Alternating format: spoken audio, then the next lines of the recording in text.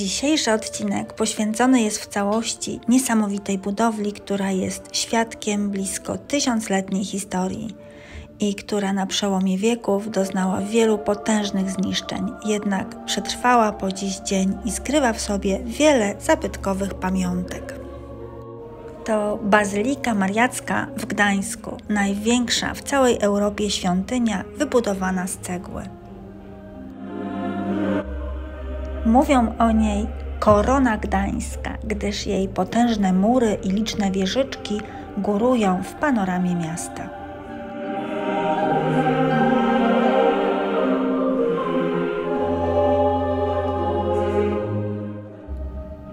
Pierwsze wzmianki o drewnianym wówczas kościele wzniesionym w miejscu obecnej bazyliki przez księcia Świętopełka pochodzą z XIII wieku.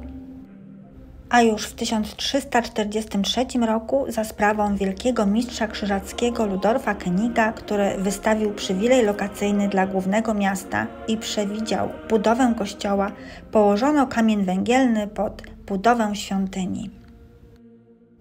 W 1361 roku zakończono budowę korpusu bazyliki. Ciekawostką jest, że budowę zakończono na wysokości dachu, gdyż krzyżacy nie pozwolili, aby jakakolwiek budowla była wyższa od ich zamku.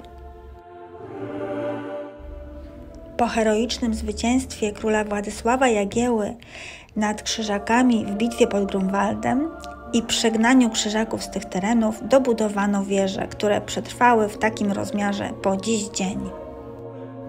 Świątynia była jeszcze wielokrotnie dobudowywana, przebudowywana i rozbudowywana aż do 1502 roku, kiedy to budowniczy Henryk Hecel położył ostatnią cegłę sklepienia, kończąc tym samym trwające 159 lat prace budowlane.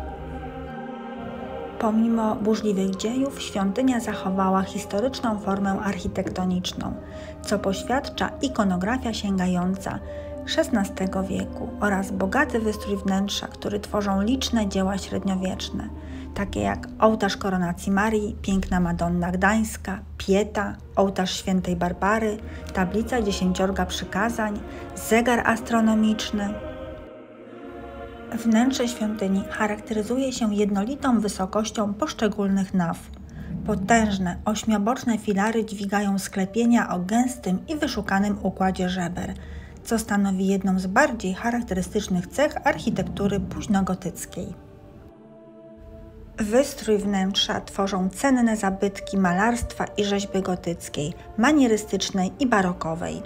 Wiele z nich jest dziełami najwyższej klasy artystycznej i historycznej. Świadectwem średniowiecznego okresu są liczne figury, retabula ołtarzowe lub ich fragmenty, pochodzące zarówno z okresu krzyżackiego, jak i polskiego. Najstarszymi dziełami tworzącymi średniowieczny wystrój jest grupa rzeźb z okresu stylu pięknego, takich jak Piękna Madonna, Pieta, Święty Jerzy pokonujący smoka, Maria i Jan w kaplicy 11 000 dziewic, bądź ołtarze Bractwa Kapłańskiego Najświętszej Maryi Panny, Świętej Jadwigi i Świętej Doroty. Na uwagę zasługują też dzieła rzeźby i malarstwa tablicowego z dwóch ostatnich dekad XV stulecia. Ołtarz Świętej Barbary, duży i mały ołtarz Ferberów, tablica 10 przykazań, a do najmłodszej grupy dzieł średniowiecznych zalicza się retabulum ołtarza głównego, dzieła mistrza Michała i warsztatu pracy mistrza Pawła i jego kręgu, grupa ukrzyżowania na belce tęczowej i figura Chrystusa jako Salvator Mundi oraz antwerpskie retabulum ołtarza świętego Adriana. Ołtarz główny jest poliptykiem datowanym na rok 1511-1517.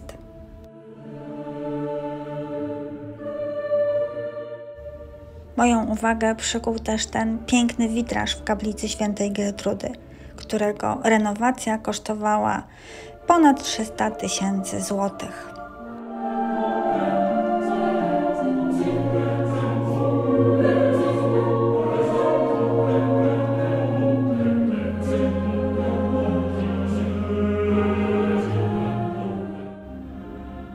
Na posadzkę kościoła składa się około 400 płyt nagrobnych, pod którymi pochowani zostali znamienici gdańszczanie. Część z nich nadal pozostaje czytelna. Najstarsza datowana jest na 1411 rok.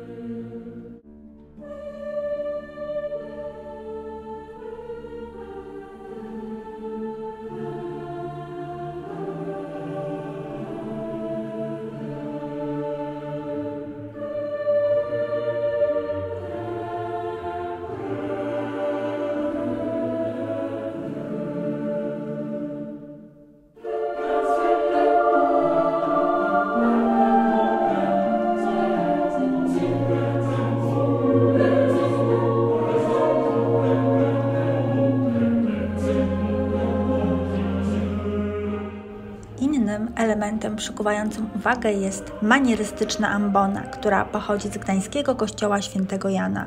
Powstała w latach 1616-17.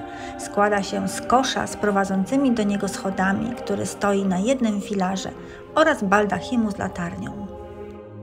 Poprzednia rokokowa ambona wykonana w 1762 roku uległa zniszczeniu w czasie II wojny światowej. Podobnie jest z organami. Te oryginalne z 1586 roku uległy całkowitemu zniszczeniu. W ich miejsce ustawiono wczesnobarokowy prospekt z 1629 roku, pochodzący z kościoła świętego Jana. A tutaj arcydzieło sztuki zegarmistrzowskiej, wielki zegar astronomiczny, wykonany w 1470 roku przez toruńskiego mistrza Jana Düringera. Zegar szybko stał się przedmiotem podziwu gości z całej Europy.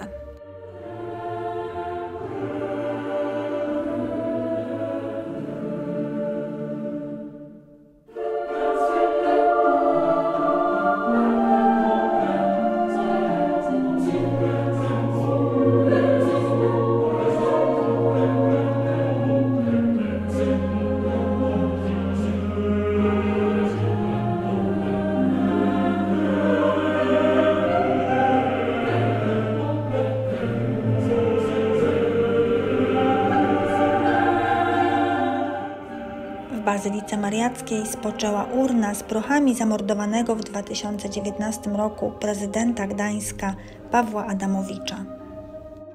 Tutaj też spoczywa Maciej Płażyński, były marszałek Sejmu i prezes Stowarzyszenia Wspólnota Polska. A teraz zostawiam Was na kilka chwil sam na sam z tymi wszystkimi zabytkowymi dziełami sztuki. Skupcie uwagę na detalach.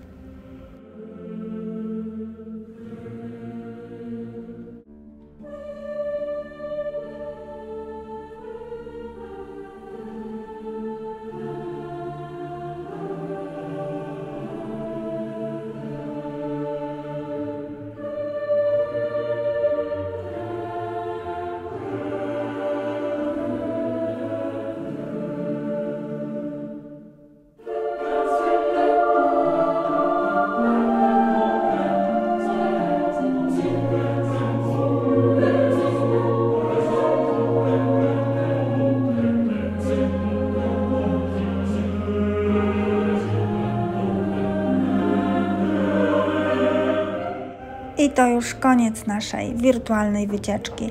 Naprawdę miło mi będzie, jeśli zaznaczysz swoją obecność paluszkiem w górę.